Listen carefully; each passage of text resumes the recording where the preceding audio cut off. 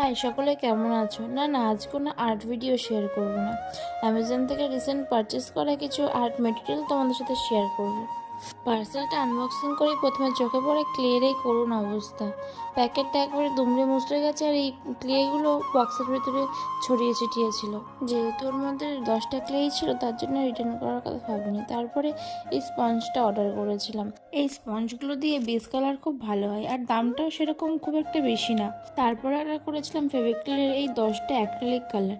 এর মধ্যে প্রায় সমস্ত কালারই ছিল আর একটা ম্যানুয়াল দেওয়া ছিল কোন কালার মিক্স করলে কি কালার হয়। আর এটা হলো ফেভিক্রিলেরই 6টা প্যাস্টেল কালার। এই কালারগুলো দিয়ে কোনো কাজ করার জন্য আমি খুব এক্সাইটেড। এই প্রোডাক্টগুলো অনেক দিন ধরে অর্ডার করব ভাবছিলাম, কিন্তু ওই যে করব করে আর করা হয়ে ওঠেনি। তো যাই হোক, সমস্ত প্রোডাক্টই আমি অর্ডার করে দিয়েছিলাম আর এই প্রোডাক্টগুলো দিয়ে নতুন ভিডিও তোমাদের সাথে শেয়ার করার জন্য আমি তো ভীষণ এক্সাইটেড।